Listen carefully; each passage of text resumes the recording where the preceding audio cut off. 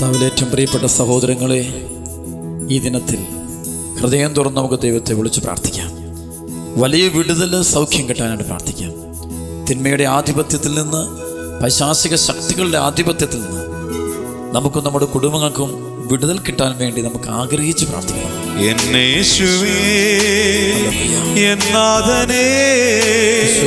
നിന്നിൽ ഞാൻ ചാരും എൻ പ്രിയനേ, ആയിരമായിരം ഗീതികളാലേ നിന്നപദാനങ്ങൾ പാടുമേ ഞാൻ. വിശുദ്ധാത്മാവേ പ്രവർത്തിക്കണമേ, നമ്മുടെ ജീവിതങ്ങളെ നവീകരിച്ച് നമ്മളെ വിശുദ്ധീകരിക്കണമേ. ആമേൻ. Praise the lord. കർത്താവിൽ ഏറ്റവും പ്രിയപ്പെട്ട ദൈവമക്കളെ, ഇന്നും ധ്യാനിക്കുന്ന വചനം യാക്കോബ് ലേഖനം 1-ാം അധ്യായം 19 മുതൽ 27 വരെയുള്ള വചനമാണ്. വളരെയധികം കൃപയുടെ ഒരു വചനമാണ്. വിശ്വാസത്തോടെ നമുക്ക് കേൾക്കണം, ഇത് വെച്ച് ധ്യാനിക്കണം. ഈ സമയത്ത് ഈ വചനം കേട്ട നമ്മുടെ ജീവിതത്തിൽ വലിയൊരു മാനസാന്തരത്തിൻ്റെ, വലിയൊരു വിശുദ്ധീകരണത്തിൻ്റെ വലിയൊരു തീരുമാനം നമുക്ക് എടുക്കണം. ആത്മാവിൻ്റെ പ്രവർത്തനം ഉണ്ടാകാൻ വേണ്ടി നമുക്ക് പ്രാർത്ഥിക്കാം. വചനം ഇതാണ്: എൻ്റെ പ്രിയ സഹോദരരെ, ഓർമ്മിക്കുവിൻ, നിങ്ങൾ കേൾക്കുന്നതിൽ സന്നദ്ധതയുള്ളവരും സംസാരിക്കുന്നതിൽ തിടുക്കം കൂട്ടാത്തവരും കോപിക്കുന്നതിൽ മന്ദഗതിക്കാരും ആയിരിക്കണം. മനുഷ്യൻ്റെ കോപം ദൈവനീതിയുടെ പ്രവർത്തനത്തിന് പ്രേരണ നൽകുന്നില്ല. ആകയാൽ എല്ലാ അശുദ്ധിയും വർദ്ധിച്ചു വരുന്ന തിന്മയും ഉപേക്ഷിച്ച് നിങ്ങളിൽ പാകിയിരിക്കുന്നതും നിങ്ങളുടെ ആത്മാക്കളെ രക്ഷിക്കുവാൻ കഴിവുള്ളതുമായ വചനത്തെ വിനയപൂർവം സ്വീകരിക്കുവിൻ. നിങ്ങൾ വചനം കേൾക്കുക മാത്രം ചെയ്യുന്ന ആത്മവഞ്ചകരാകാതെ അത് അനുവർത്തിക്കുന്നവരും ആയിരിക്കുവിൻ. വചനം കേൾക്കുകയും അത് അനുവർത്തിക്കാതിരിക്കുകയും ചെയ്യുന്നവൻ തൻ്റെ മുഖം കണ്ണാടിയിൽ കാണുന്ന മനുഷ്യന് സദൃശനാണ്. അവൻ തന്നെ തന്നെ നോക്കിയിട്ട് കടന്നു പോകുന്നു, താൻ എങ്ങനെ ഇരിക്കുന്നുവെന്ന് ഉടൻ തന്നെ വിസ്മരിക്കുകയും ചെയ്യുന്നു. കേട്ടത് മറക്കുന്നവനല്ല, പ്രവർത്തിക്കുന്നവനാണ് പൂർണ്ണമായ നിയമത്തെ, അതായത് സ്വാതന്ത്ര്യത്തിൻ്റെ നിയമത്തെ സൂക്ഷ്മമായി ഗ്രഹിക്കുകയും അതിൽ ഉറച്ചു നിൽക്കുകയും ചെയ്യുക. തൻ്റെ പ്രവൃത്തികളിൽ അവൻ അനുഗ്രഹീതനാകും. താൻ ദൈവഭക്തനാണെന്നൊരുവൻ വിചാരിക്കുകയും തൻ്റെ നാവിനെ നിയന്ത്രിക്കാതെ ഹൃദയത്തെ വഞ്ചിക്കുകയും ചെയ്താൽ അവൻ്റെ ഭക്തി വ്യർത്ഥമത്രേ. പിതാവായ ദൈവത്തിൻ്റെ മുമ്പിൽ പരിശുദ്ധവും നിഷ്കളങ്കവുമായ ഭക്തി ഇതാണ്: അനാഥരുടെയും വിധവകളുടെയും ഞെരുക്കങ്ങളിൽ അവരുടെ സഹായത്തിനെത്തുക, ലോകത്തിൻ്റെ കളങ്കമേൽക്കാതെ തന്നെ കാത്തു സൂക്ഷിക്കുക. പ്രിയപ്പെട്ട ദൈവമക്കളെ, ഈ വചനം വളരെയധികം കൃപയുടെ വചനമാണെന്ന് പറയാൻ കാരണം, നമ്മുടെ ജീവിതത്തിൽ പരിശുദ്ധാത്മാവിൻ്റെ പ്രവർത്തനം ഉണ്ടാകാൻ നാം ചെയ്യേണ്ട കാര്യമെന്തെന്നും നമ്മെ പഠിപ്പിക്കുന്ന ഒരു വലിയൊരു വചനമാണിത്.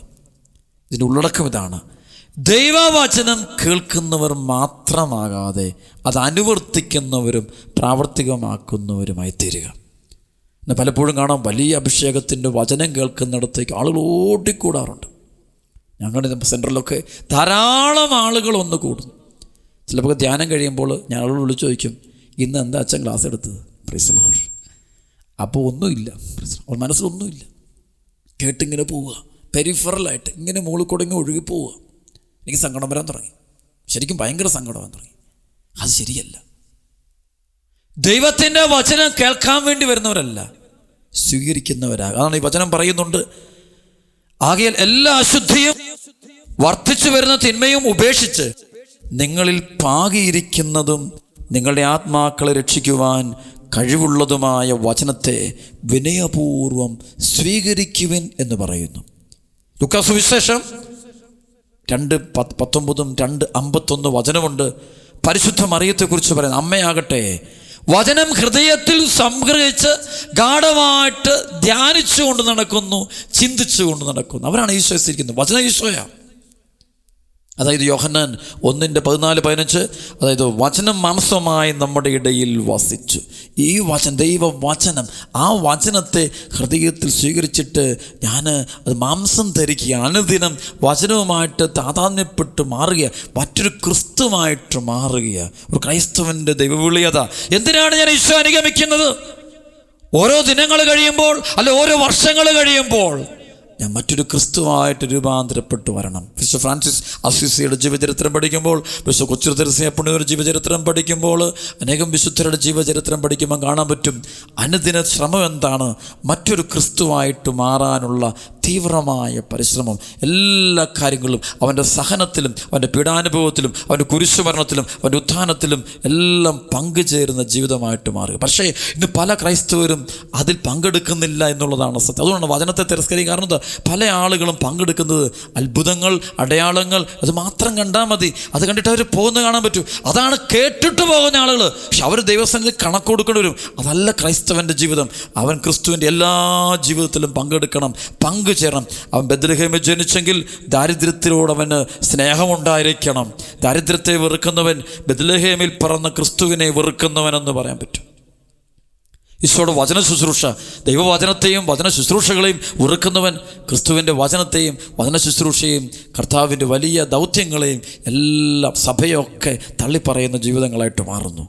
വീണ്ടും കാണാം ഈശോയുടെ അത്ഭുതങ്ങൾ അതിലും പങ്കെടുക്കണം ക്രൈസ്തവൻ. ക്രിസ്തുവിൻ്റെ മഹത്വത്തിൻ്റെ ശക്തി അവൻ കാണേണ്ടവനാ, അനുഭവിക്കണം. അതും അവനിലൂടെ വെളിപ്പെടണം. ഈശോ ആഗ്രഹിക്കുന്നുണ്ട് അവനിലൂടെ വെളിപ്പെടാൻ ആഗ്രഹം. ഈശോയുടെ പവർ, ഈശോയുടെ ആത്മാവിൻ്റെ ശക്തി വെളിപ്പെടേണ്ടതാണ്. ഈശോയുടെ അവസാനം കാണാൻ പറ്റും പരിശുദ്ധ കുർബാന. ഈശോയുടെ പരിശുദ്ധ കുർബാനയിലും സഭയിലെ ദിവ്യബലിയിൽ കൃപയിൽ പങ്കെടുക്കേണ്ടവനാണ് അവൻ. കർത്താവിൻ്റെ ഗത്സമൻ തോട്ടത്തിലെ പ്രാർത്ഥനയിലും പങ്കുചേരേണ്ടവനാ. മാറിയിരുന്ന് ഉറങ്ങിയ ശിഷ്യന്മാരെ അതുകൊണ്ട് ഈശോ ഉണർന്ന് പ്രാർത്ഥിക്കുക, എന്നെപ്പോലെ നിങ്ങളും പ്രാർത്ഥിക്കുക, എന്നെപ്പോലെ നിങ്ങൾ ഉണർന്നിരിക്കുക എന്ന് പറയുമ്പോൾ ആ ഒരു പ്രാർത്ഥന, സഹനം നിറഞ്ഞ പ്രാർത്ഥന, രക്തം വിയർക്കുവോളമുള്ള പ്രാർത്ഥനയിൽ ക്രൈസ്തവനും ക്രിസ്തുവിനോട് അനുരൂപപ്പെടണം, ഐക്യപ്പെടണം. വീണ്ടും ഈശോയുടെ പീഡാസഹനം ഈശോ തെറ്റ് ചെയ്തിട്ടില്ല. പക്ഷേ ഈശോയെ അവർ അതിക്രൂരമായ രീതിയിൽ പീഡിപ്പിക്കുന്നു. ചമ്മട്ടിയോട് അടിയേൽക്കേണ്ടി വരുന്നു ഈശോ. നമുക്കറിയാം ഈശോയെ കൽത്തൂണി കെട്ടിയിട്ട് ചമ്മട്ടിയോട് അടിക്കുമ്പോൾ ഉച്ചമുതലം കാലം വലിച്ചു കീറുമ്പോൾ ആമേൻ പറഞ്ഞുകൊണ്ട് നിശബ്ദതയോടെ നിൽക്കുന്നു. വായിന്ന് പാഴ്വാക്ക് വരുന്നില്ല, സഭവാക്ക് വരുന്നില്ല, സ്നേഹം മാത്രം, സ്നേഹം മാത്രം, സ്നേഹത്തിൻ്റെ സ്വഭാവമാണ്. കാരണം ദൈവം സ്നേഹമാണ്, ഈശോ സത്യദൈവമാണ്. അതുകൊണ്ട് അങ്ങനെ ചെയ്യുക. വീണ്ടും ഈശോയുടെ പീഡാസഹനം, ആ പീഡാസഹനത്തിലും ക്രൈസ്തവം പങ്കുചേരണം. ഇതുപോലെ പങ്കുചേരണം, ഒന്നായിത്തീരണം. ഞാൻ ഈശോയോട് അനുരൂപപ്പെടുക, അനുദിനം യാത്രയത. ഈശോ കുരിശുമാർ. അതെ, ശരിക്കും ഈശോയെ പോലെ ജീവിക്കുന്ന വ്യക്തികളുടെ അവസാനം ഒരു വലിയ സഹന ബലിയായിട്ട് മാറുക, സഹന ബലിയായിട്ട് മാറുക. ക്ഷമിക്കണം, എല്ലാവരും ക്ഷമിക്കണം, എല്ലാവരും ക്ഷമിക്കണം, സഹിക്കണം, എളിമപ്പെടണം, ഭൂമിയോളം എളിമപ്പെട്ട് നിൽക്കണം. അങ്ങനെ സഹനബലിയായിട്ട് തീരുക, അതിനുശേഷം ഉയർപ്പിക്കപ്പെടുക. അതിനുവേണ്ടി ഒരു ക്രിസ്തുവിനെ അനുഗമിക്കുന്ന ലക്ഷ്യം അതാണ്. അല്ലാണ്ട് വെറുതെ ഒരു പരിപാടി കൂടുകയല്ല, വെറുതെ ഒരു മീറ്റിങ്ങിൽ കൂടുകയല്ല. അവൻ ക്രിസ്തുവിനോട് അനുദിനം അനുഭവപ്പെടുക. അങ്ങനെ വേണമെന്നുണ്ടെങ്കിൽ വെറും വചനം കേൾക്കുന്നവരായിട്ട് മാറാതെ വചനം സ്വീകരിക്കുന്നവരായിട്ട് മാറുക. ഈശോയുടെ വചനം ജീവിതത്തിൽ പ്രാവർത്തികമാക്കുന്ന മക്കളായിട്ട് മാറുക. ദൈവവചനം അനുസരിച്ച് ജീവിക്കുന്ന മക്കളായിട്ട് മാറുക. വചനത്തോട് ആത്മ ബന്ധം പുലർത്തുന്ന വ്യക്തികളായിട്ട് മാറുക. എബ്രായ ലേഖനം 12-ാം അധ്യായത്തിൻ്റെ 1 മുതൽ വചനത്തിൽ പറയുന്ന പോലെ നമുക്ക് ചുറ്റും സാക്ഷികളുടെ വലിയൊരു സമൂഹമുള്ളതിനാൽ നമ്മെ അലട്ടുന്ന പാപവും ഭാരവും നമുക്ക് നീക്കിക്കളയാം. നമുക്ക് ആ നിശ്ചയിച്ചിരിക്കുന്ന ഓട്ടപ്പന്തയം സ്ഥിരോത്സാഹത്തോടെ ഓടിത്തീർക്കാം. നമ്മുടെ രക്ഷകനും നാഥനുമായ യേശുവിനെ മുന്നിൽ കണ്ടുകൊണ്ട് വേണം ഓടുവാനെന്ന് പറയുമ്പോൾ ക്രൈസ്തവനോട് പറയുക, സഭ പറയുക, നീ ക്രിസ്തുവിനെ അനുഗമിക്കണം. ഈശോയുടെ പിന്നാലെ നീ ഓടണം. ഈശോയുടെ പിന്നാലെ നീ ഓടി കാൽവരി കയറി അതിനപ്പുറത്ത് നീ ഈശോയുടെ പുനരുത്ഥാനത്തിൻ്റെ കല്ലറയിൽ നീയും പ്രവേശിക്കണം. നീയും അതിന് പുറത്തിറങ്ങണം, ഉയർപ്പിൻ്റെ ജീവിതത്തിലേക്ക് വരണം. ഇത് വെറും ഒരു ചിന്തകളല്ല, ഉട്ടോപ്യൻ ഐഡിയയല്ല, നടക്കുകയില്ലാത്ത കാര്യങ്ങൾ ചിന്തിച്ചു കൂട്ടുന്നതല്ല ഇത്.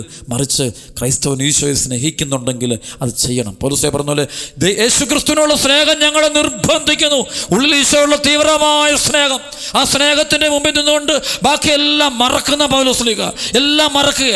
ഫിലിപ്പിയ ലേഖനത്തിൻ്റെ 3-ാം അധ്യായം 7-8-9 വചനം പറയുന്ന പോലെ യേശു ക്രിസ്തുവിനെ കുറിച്ചുള്ള ജ്ഞാനം മറ്റെല്ലാത്തിനേക്കാളും വിലയേറിയതാകിയാൽ ബാക്കി സകലം നഷ്ടമായും ഉച്ഛിഷ്ടമായും കരുതുന്ന മനുഷ്യൻ, എല്ലാം ഉപേക്ഷിക്കുന്ന മനുഷ്യൻ. പൗലോസ് പറയുന്നത്, എനിക്ക് നേടാമായിരുന്നതെല്ലാം ക്രിസ്തുവിനെ പറ്റി ഞാൻ നഷ്ടമായി ഞാൻ കരുതി. അത് വിട്ടേച്ചു, ഉപേക്ഷിച്ചു, എല്ലാം ഞാൻ ഉപേക്ഷിച്ചു. എൻ്റെ പേരും പെരുമയും എൻ്റെ വർഗവും എൻ്റെ മതവും എല്ലാം പറയാണ്, യഹൂദ മതം പോലും എല്ലാം കളഞ്ഞിട്ട് ക്രിസ്തുവിൻ്റെ പിന്നാലെ പോകുന്ന ഒരു നല്ലൊരു തീർത്ഥാടകനെ പോലെ പോവുക. ജീവിതം അവസാനം തീർച്ചയായിട്ടും ഒന്നായിത്തീരുന്ന മറ്റൊരു ക്രിസ്തുവായിട്ട് രൂപാന്തരപ്പെടുന്ന ഉത്ഥാനത്തിന് യോഗ്യനായപ്പെട്ട വ്യക്തിയായിട്ട് മാറുന്ന കാണാം. അതാണ് പൗലോസ് നടക്കുന്ന വലിയൊരു സംഭവം. അതാണ് വചനം കേട്ട് സ്വീകരിക്കുന്നവർക്കത് പറ്റുള്ളൂ. അല്ല വചന വചനത്തിൻ്റെ കൂട്ടായ്മ ഇരുന്നുകൊണ്ട് കാര്യമില്ല. കേൾവിക്കാർ ഇഷ്ടം പോലുണ്ട്, 10,000-കണക്കിന് ആൾ കേൾക്കാൻ വരും. പക്ഷെ അനുസരിക്കുന്നവരായി തീരുക, വചനം പാലിക്കുന്നവരായി തീരുക. അതാണ് ശരിക്കും നമ്മൾ സംഭവിക്കേണ്ട വലിയ അത്ഭുതം. അതാണ് വീണ്ടും വചനം പറയാം, നിങ്ങൾ വചനം കേൾക്കുക മാത്രം ചെയ്യുന്ന ആത്മവഞ്ചകരാകാതെ അത് അനുവർത്തിക്കുന്നവരാകുക. പാലിക്കണം, കുടുംബത്തിൽ പാലിക്കണം. ക്ഷമയുടെ വചനം കേട്ട് കഴിയുമ്പോൾ അന്ന് മുതൽ ഞാൻ ക്ഷമിക്കാൻ ഞാൻ തയ്യാറാകണം. സഹനത്തിൻ്റെ വചനം സ്വീകരിച്ചു കഴിയുമ്പോൾ ഞാൻ സഹിക്കുന്ന വ്യക്തിയായിട്ട് മാറുക. കുരിശിൻ്റെ വചനം കേട്ട് കഴിയുമ്പോൾ കുരിശെടുക്കുന്ന വ്യക്തിയായിട്ട് തരിക. അത്ഭുതങ്ങളുടെ അടയാളങ്ങളുടെ വചനം കേട്ട് കഴിയുമ്പോൾ അതിലേക്ക് ഞാൻ വരിക. വിശ്വാസത്തിൻ്റെ വചനം കേൾക്കുമ്പോൾ വിശ്വാസത്തോടെ ഞാൻ മറ്റുള്ളവർക്ക് വേണ്ടി പ്രാർത്ഥിക്കുക, രോഗികൾക്ക് വേണ്ടി പ്രാർത്ഥിക്കുക, പൈശാചിക ബന്ധനമുള്ളവർക്ക് വേണ്ടി വിശ്വാസത്തോടെ പ്രാർത്ഥിക്കുക. അങ്ങനെ ഈശോ പറയുന്ന അതേ വഴിയിലൂടെ നടന്ന് മുന്നോട്ട് പോവുക. സഭയിൽ ജീവിക്കുക, കൂദാശയുടെ ജീവിതം നയിക്കുക, കൃപയുടെ ജീവിതം നയിക്കുക. അതാണ് ക്രൈസ്തവന് വേണ്ടത്. അത്രമാത്രം അവൻ ഈശോയുമായിട്ട് ഒന്നായി തീരണം. വചനം കേൾക്കുകയും അത് അനുവർത്തിക്കാതിരിക്കുകയും ചെയ്യുന്നവൻ തൻ്റെ മുഖം കണ്ണാടിയിൽ കാണുന്ന മനുഷ്യന് സദൃശനാണ്. അവൻ തന്നെ നോക്കിയിട്ട് കടന്നു പോകുന്നു, താൻ എങ്ങനെ ഇരിക്കുന്നു എന്ന് ഉടനെ തന്നെ വിസ്മരിക്കുകയും ചെയ്യുന്നു. അതാണ് ചെല്ലുകൊണ്ട് വചനത്തിൻ്റെ കണ്ണാടിയുടെ മുമ്പ് നിൽക്കും. വചനപ്രഘോഷണം കേട്ടു, തെറ്റെല്ലാം അറിഞ്ഞു, എന്നിട്ട് പോകുമ്പോൾ അവനറിയാം അവൻ്റെ മുഖത്ത് ചെളികളുണ്ട്, അവൻ്റെ ഹൃദയത്തിൽ ചെളികളുണ്ട്, അതവിടെ ഇരുന്നോട്ടെ എന്ന് പറഞ്ഞ് പോകുന്നവൻ ആത്മവഞ്ചന നടത്തുക. പാപത്ത് ജീവിക്കുന്ന വ്യക്തിയാ, സാത്താൻ്റെ അടിമകളായിട്ട് ജീവിക്കുക. അതാണ് പൈശാചിക ബന്ധനം. മാനസാന്തത്തിലേക്ക് വരുന്ന കേൾവിക്കാരായിട്ട് മാറുന്നു. അത് പാടില്ല മക്കളെ. ഈശോ പറഞ്ഞത് അവർ അധരം കൊണ്ട് എന്നെ സ്തുതിക്കുന്നു, എന്നാൽ ഹൃദയം എന്നിൽ വളരെ ദൂരത്താണ്. ഈശോ പറയുന്നുണ്ട്, അവർ അധരം കൊണ്ട് എന്നെ വിളിക്കുന്നു, എന്നാൽ അവരുടെ ഹൃദയം എന്നിൽ വളരെ ദൂരത്താണ്. നോക്കിക്കേ ഈ വചനം. അതാണ് ഹൃദയം അടുക്കാതെ ഒരിക്കലും ദൈവത്തോട് അടുക്കാൻ പറ്റത്തില്ല. അധരം കൊണ്ട് ആർക്കും അടുക്കാൻ പറ്റില്ല. കുറേ ഹല്ലേലൂയ വെച്ചാൽ പോലും അടുക്കാൻ പറ്റത്തില്ല, സ്തുതി പറഞ്ഞാലും എത്താൻ പറ്റത്തില്ല. അടുക്കുന്നത് ഹൃദയം കൊണ്ട്. ഒരു ഇഷ്ടമാണ്, ഈശോയോടുണ്ടാകുന്നൊരു ആത്മബന്ധമാണത്, സ്നേഹത്തിൻ്റെ കൂട്ടായ്മയാണ്. ഈശോയോട് ഭയങ്കരമായൊരു ഇഷ്ടം വരുന്ന ആ ഒരു ബന്ധം വരുമ്പോൾ അവിടെയാണ് പരിശുദ്ധാത്മാവിൻ്റെ ഒഴുക്ക് സംഭവിക്കുക. പരിശുദ്ധാത്മാവ് നിറയുക, പുതിയ അഭിഷേകത്തിൻ്റെ മക്കളായിട്ട് മാറുക. അതാണ് പ്രിയപ്പെട്ടത് നമ്മളായിത്തീരേണ്ടത്. അതിനുവേണ്ടിയുള്ള ഒരു യുദ്ധത്തിലേക്ക് നമുക്ക് കടന്നു വരാം. ശരിക്കൊരു യുദ്ധക്കളവ്, ആത്മീയ സമരം. എഫേസ്യസ് ലേഖനത്തിൻ്റെ 6-ാം അധ്യായത്തിൻ്റെ 10 മുതൽ വചനത്തിൽ പറയുന്ന പോലെ ഒരു ആത്മീയ സമരമാണിത്. ആത്മീയ ജീവിതത്തിൽ, എൻ്റെ ആത്മീയ ജീവിതത്തോട് ഒരു സമരം നടത്തുക. പൈശാചിക ശക്തികളോടും അവൻ്റെ പ്രവർത്തനങ്ങളും തള്ളിപ്പറഞ്ഞുകൊണ്ട്, അന്ധകാരത്തെ തള്ളിപ്പറഞ്ഞുകൊണ്ട് വിശ്വാസത്തിൻ്റെ ജീവിതം നയിക്കുന്ന ഒരു വലിയൊരു അഭിഷേകത്തിൻ്റെ മക്കളായിട്ട് മാറുകയാണ്. വീണ്ടും വചനം പറയുന്നു, അതായത് വചനം കേൾക്കുകയും അത് അനുവർത്തിക്കാതിരിക്കുകയും ചെയ്യുന്നവൻ തൻ്റെ മുഖം കണ്ണാടിയിൽ കാണുന്ന മനുഷ്യൻ സദൃശന്. അവൻ തന്നെ നോക്കിയിട്ട് കടന്നു പോകുന്നു, അവൻ എങ്ങനെ ഇരിക്കുന്നു എന്ന് ഉടനെ തന്നെ വിസ്മരിക്കുകയും ചെയ്യുന്നു. കേട്ടത് മറക്കുന്നവനല്ല, പ്രവർത്തിക്കുന്നവനാണ്. പൂർണ്ണമായ നിയമത്തെ, അതായത് സ്വാതന്ത്ര്യത്തിൻ്റെ നിയമത്തെ സൂക്ഷ്മമായി ഗ്രഹിക്കുകയും അതിൽ ഉറച്ചു നിൽക്കുകയും ചെയ്യുക. തൻ്റെ പ്രവർത്തികളിൽ അവൻ അനുഗ്രഹീതനാവും, അവൻ അനുഗ്രഹം കിട്ടും. വചനം കേട്ടിട്ട് പോകരുത്, സ്വീകരിച്ചിട്ട് പോവുക, സ്വന്തമാക്കുക. എളിമയുടെ വിശ്വാസത്തിൻ്റെ വിശുദ്ധന് ശരീരത്തെ പരിശുദ്ധാത്മാവിൻ്റെ ആലയമാക്കാൻ പറയുമ്പോൾ അതുപോലെ ആക്കിയെടുക്കുക. അങ്ങനെ ഈശോ പറയുന്ന അനുസരിച്ച് ഈശോയുടെ obedient disciple of Jesus Christ, that I have to become an obedient disciple of Jesus Christ. ഈശോയുടെ വളരെ അനുസരണമുള്ള നല്ലൊരു മകളായിട്ട് മാറണം. അപ്പോഴാ പരിശുദ്ധാത്മാവിൽ നിറഞ്ഞ് നമ്മൾ മുന്നോട്ട് പോകും. വീണ്ടും വചനം പറയുക, താൻ ദൈവഭക്തനാണെന്ന് ഒരുവൻ വിചാരിക്കുകയും തൻ്റെ നാവിനെ നിയന്ത്രിക്കാതെ ഹൃദയത്തെ വഞ്ചിക്കുകയും ചെയ്താൽ അവൻ്റെ ഭക്തി വ്യർത്ഥമത്രേ. കുറ്റം പറയുന്നത് കാണാൻ പറ്റും. ഭയങ്കര വിമർശിക്കും, മറ്റുള്ളവരെ വിമർശിക്കും, സഭയെ വിമർശിക്കും, അയൽക്കാരെ വിമർശിക്കും, ഭർത്താവിനെ വിമർശിക്കും, ഭാര്യയെ വിമർശിക്കും, ഭയങ്കര കുറ്റവും പറഞ്ഞ് പാഴ്വാക്കുകൾ പറഞ്ഞ് ശാപത്തിൻ്റെ വാക്കുകൾ, ചീത്ത വാക്കുകൾ പറയുന്നു. അതേസമയം ഞാൻ ദൈവഭക്തനാണെന്ന് പറയുമ്പോൾ പറയാണ്, അവൻ്റെ ഭക്തി വ്യർത്ഥമത്രേ. അവൻ്റെ ഭക്തി ദൈവസന്നിധിയിൽ ഒന്നും എത്തുന്നില്ല. അവൻ്റെ ഭക്തി പ്രകടനം മാത്രം ആ ദൈവം പരിഗണിക്കുന്നില്ല, തിരിഞ്ഞുപോലും നോക്കുന്നില്ല. അതുകൊണ്ട് ഹൃദയവും ജീവിതവും തമ്മിൽ നല്ല പൊരുത്തം വേണം. വിശ്വാസവും ജീവിതവും തമ്മിൽ പൊരുത്തം വേണം. വാക്കും പ്രവൃത്തിയും തമ്മിൽ പൊരുത്തം വേണം. സഹനമുണ്ടാകുമ്പോഴുള്ള നമ്മുടെ പ്രതികരണം നോക്കിയാൽ മതി. നമ്മളിലുള്ളത് ഏത് അഭിഷേകമാണ് തിരിച്ചറിയാൻ പറ്റും. തകർച്ചയുണ്ടാകുമ്പോൾ, ദുരിതമുണ്ടാകുമ്പോൾ, സഹനമുണ്ടാകുമ്പോൾ, അപമാനമുണ്ടാകുമ്പോൾ, നിന്ദനമുണ്ടാകുമ്പോൾ, ഒറ്റപ്പെടലുകൾ ഉണ്ടാകുമ്പോൾ ഉള്ള എൻ്റെ പ്രതികരണം, നമ്മുടെ ഓരോരുത്തരുടെയും പ്രതികരണം നോക്കിയാൽ മതി.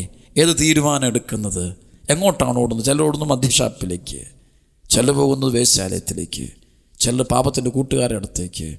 അങ്ങനെ ഓടുമ്പോൾ ശരിയായ മനുഷ്യൻ, ദൈവസ്നേഹം നിറഞ്ഞ മനുഷ്യൻ, പരിശുദ്ധാത്മാവ് നിറഞ്ഞ മനുഷ്യൻ, അവനെങ്ങോട്ട് ഓടുന്നു? അവൻ ശാന്തനായിട്ടിരിക്കും. അവനറിയാം ദൈവം വഴി നടത്തും, ദൈവത്തിൻ്റെ പദ്ധതി നടക്കും. അതായത് സങ്കീർത്തനത്തിൽ പറയുന്ന പോലെ ശാന്തമാകുക, ഞാൻ ദൈവമാണെന്നറിയുക. ദൈവം ശാന്തമാക്കിക്കൊള്ളും. എൻ്റെ ദൈവത്തെ വിളിച്ചാൽ മാത്രം മതി, വേറെ ആരും വിളിക്കേണ്ട ആവശ്യമില്ല. അതാണ് കടലിലൂടെ ശിഷ്യഗണം വള്ളത്തിൽ യാത്ര ചെയ്യുമ്പോൾ ഒരു കൊടുങ്കാറ്റുണ്ടാകുന്നു. കടൽ ഇളകി മറിയുമ്പോൾ അവർ വിളിക്കുന്ന ഈശോയെ വിളിക്കും. ഈശോ എഴുന്നേറ്റിട്ട് അവൻ ഈശോയെ വിളിക്കുകയുള്ളൂ. ചില ജീവിതത്തിൽ നമുക്ക് പരിഹരിക്കാൻ പറ്റാത്ത മേഖലകൾ, നമുക്ക് മുന്നോട്ട് പോകാൻ മേലാത്ത അവസ്ഥകൾ വരുമ്പോൾ വേറെ ആരും വിളിക്കില്ല. വിളിക്കേണ്ടവനെ വിളിക്കണം. വിളിക്കേണ്ടവനെ വിളിച്ചാലേ ജീവിതത്തിന് ഉത്തരം കിട്ടുകയുള്ളൂ. എന്തൊരു പ്രശ്നം ഉത്തരം കിട്ടുന്ന ദൈവം തരും. അതാണ്. അതുകൊണ്ട് പ്രിയപ്പെട്ട ദൈവമക്കളെ, ഇനി വചനം കേട്ടിട്ട് ഹൃദയത്തിൽ അത് ഉറപ്പിക്കാം. നമുക്ക് പരിശുദ്ധ അമ്മ ഹൃദയത്തിൽ വെച്ച് ധ്യാനിച്ചതുകൊണ്ടാണ് ആ മകള് കൃപയുടെ മകളായിട്ട് മാറുന്നത്, ദൈവത്തിൻ്റെ അമ്മയായിട്ട്, ദൈവത്തിൻ്റെ പുത്രിയായിട്ട് മാറും, പരിശുദ്ധാത്മാവിൻ്റെ അഭിഷേകമായിട്ട് മാറുന്നത്. അതുകൊണ്ടാണ്. അതുകൊണ്ട് ഈ ഒരു അഭിഷേകം നമ്മിലേക്ക് വ്യാപിക്കാൻ വേണ്ടി തീവ്രമായിട്ടൊന്ന് ആഗ്രഹിക്കാം. ഇന്നത്തെ ശുശ്രൂഷ സമയത്ത് പരിശുദ്ധാത്മാവിൻ്റെ ശക്തമായ കരം കടന്നു വന്നിട്ട് പാശ്ചാത്യ ബന്ധനങ്ങൾ, സാത്താൻ്റെ കെട്ടുകൾ എല്ലാം അഴിഞ്ഞു പോകട്ടെ, അന്ധകാരം വിട്ടുപോകട്ടെ. നമ്മുടെ ഹൃദയത്തിൽ വചനത്തിന് സ്ഥാനം കൊടുക്കാം.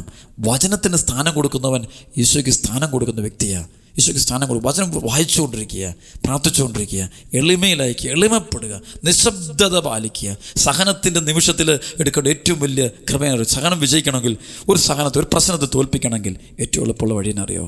ബി സൈലൻറ്റ്, ശാന്തമാകുക, ദൈവത്തിൽ ആശ്രയിക്കുക, ആരോടും വിദ്വേഷം കൂടാതെ, നമ്മളെ തീർക്കുന്ന ജീവിതങ്ങളോടും വിദ്വേഷം കൂടാതെ, നമ്മളെ നശിപ്പിക്കാൻ വരുന്ന വിദ്വേഷം കൂടാതെ ശാന്തമായിട്ട് നിൽക്കുക. ദൈവത്തിൻ്റെ കരം അവിടെ വരും. ഒരു അദൃശ്യ കരം വന്നിട്ട് അത്ഭുതകരമായിട്ട് ആ ഒരു പ്രതിസന്ധിയെ തരണം ചെയ്യാൻ, അതിജീവിക്കാൻ കൃപ നൽകും. പക്ഷേ പലപ്പോഴും അങ്ങനെയല്ല. ദൈവവചനം കേൾക്കില്ല. നമ്മൾ സ്വന്തം ഇഷ്ടപ്രകാരം പോവുക, നമ്മൾ നമ്മുടെ തീരുമാനം അനുസരിച്ച് പോവുക, നമ്മൾ എടുത്തിയാടുക. ഈ എടുത്തിയാട്ടം കഴിയുമ്പോഴത്തേക്കും എല്ലാം തകരും. സാത്താൻ കയറി കുടുംബം തീർക്കും, മക്കളെ തീർക്കും, ഭാവി തീർക്കും. ഒരുപാട് പ്രശ്നങ്ങളാണ്. ഇതിൻ്റെ ഓരോ കുടുംബങ്ങൾ എടുക്കുമ്പോൾ 20 പ്രശ്നമാണ്. ഈ പ്രശ്നത്തെ തോൽപ്പിക്കാൻ ഒറ്റ വഴിയുള്ള മക്കളെ, ദൈവവചനം വായിച്ച് ആ വചനത്തിൽ ഈശോ എന്ത് പറയുന്നു അത് കേൾക്കുക, അത് സ്വീകരിക്കുക, അത് ചെയ്യുക. അതല്ലേ പരിശുദ്ധ മറിയം പറയുന്നത്. പരിശുദ്ധ അമ്മ പറയുന്നുണ്ട്, യോഹന്നാൻ സുവിശേഷം 2-ാം അധ്യായത്തിൽ കാണുന്നുണ്ട്. വലിയ വചനമാണ്. അവൻ പറയുന്നത് കാനായിലെ കല്യാണം വരുന്നില്ല, അത്ഭുതം ഉണ്ടാകും. അവിടെ അത്ഭുതം ഉണ്ടാകണമെങ്കിൽ, അവിടെ അടയാളം ഉണ്ടാകണമെങ്കിൽ, വലിയൊരു സംഭവം ഉണ്ടാകണമെങ്കിൽ നിങ്ങൾ അവൻ പറയുന്നത് ചെയ്യാനവർ. അവൻ പറയുന്നത് കേൾക്കാനില്ല, അവൻ പറയുന്നത് ചെയ്യുക. അവൻ പറയുന്നത് ചെയ്യുക. അവൻ എന്ത് പറഞ്ഞു ചെയ്യുക. വർക്കൗട്ട് ചെയ്യണം. കേട്ടുകൊണ്ടിരുന്നാൽ പോരാ, വർക്കൗട്ട് ചെയ്യണം, പ്രവർത്തിക്കണം. പ്രവർത്തിച്ച് ചെയ്യുമ്പോൾ ദൈവത്തിൻ്റെ മഹത്വം ഇറങ്ങി വരും. അത്ഭുതം ഉണ്ടാവും, അടയാളം ഉണ്ടാവും. ഇന്ന് വചനം വിശുദ്ധി പാലിക്കണം, തിന്മ കളയണം, നിന്നിലുള്ള കുടുംബത്തിലുള്ള തഴക്കദോഷങ്ങൾ എടുത്ത് കളയണം, മദ്യക്കുപ്പിയൊക്കെ എടുത്ത് വലിച്ച് എറിയണം, എല്ലാം കളയണം. മുഴുവൻ കളഞ്ഞിട്ട് നീ കർത്താവിന് നിൻ്റെ ജീവിതം, നിൻ്റെ കുടുംബം ഈശോയ്ക്ക് വിട്ടുകൊടുത്തേ. നീ കാണും, അത്ഭുതം കാണും. സാത്താൻ നിൻ്റെ കുടുംബത്തെ വിട്ടുപോകും, അന്ധകാരം വിട്ടുപോകും. പരിശുദ്ധാത്മാവ് നിൻ്റെ മേൽ വന്ന് നിറയുകയും ചെയ്യും. പരിശുദ്ധാത്മാവിനോട് നമുക്ക് പ്രാർത്ഥിക്കാം. ഈ ആരാധന സമയത്ത് ദൈവത്തിൻ്റെ കൃപ നമ്മിലേക്ക് ഒഴുകട്ടെ. ആമേൻ.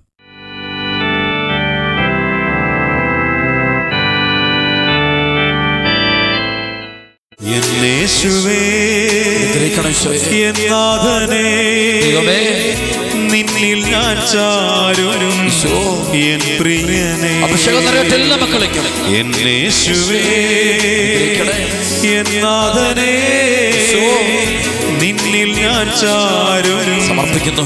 എൻ പ്രിയനേ, ജീവിതം സമ്പൂർണ്ണമായിട്ട് വിട്ടുതരുന്ന ആയിരമായി സ്നേഹിക്കുന്നു, ഗീതികളാലേ അനുഗ്രഹിക്കുന്നു. നിന്നവദാനങ്ങൾ പാടുമേ ഞാൻ, കരുണ തരണമേ. ആയിരം ഗീതികളാലേ നിന്നവദാനങ്ങൾ പാടുമേ ആരാധിക്കുന്നു. യേശുവേ എന്നാഥനേ, നിന്നിൽ ഞാൻ ചാരും പ്രിയനേ. ഈശോയെ, അങ്ങയുടെ വചനം പാലിക്കുന്ന മക്കളാക്കി ഞങ്ങളെ മാറ്റണമേ. പാപത്തോടും പാപ സാഹചര്യങ്ങളും വിട പറയാൻ കൃപ തരണമേ. ഈശോ, അങ്ങയുടെ വചനം പ്രാവർത്തികമാക്കുമ്പോഴാണല്ലോ അങ്ങയുടെ സാന്നിധ്യം അനുഭവിക്കാൻ പറ്റും. അനുസരണമാണ് ബലിയേക്കാൾ ശ്രേഷ്ഠമെന്ന് ഞങ്ങൾ തിരിച്ചറിയാൻ ദൈവമേ. അങ്ങയുടെ വചനത്തോട് വിധേയപ്പെടാൻ, അങ്ങേക്ക് വിട്ടുതന്നെ ഞങ്ങളുടെ സ്വാർത്ഥതകൾ, അഹങ്കാരങ്ങളൊക്കെ എടുത്തു കളയാനുള്ള കൃപ തരണമേ. ഞങ്ങളുടെ മനസ്സിനെ വിശുദ്ധീകരിക്കണം കർത്താവേ, ഞങ്ങളുടെ കുടുംബങ്ങളെ വിശുദ്ധീകരിക്കണം കർത്താവേ.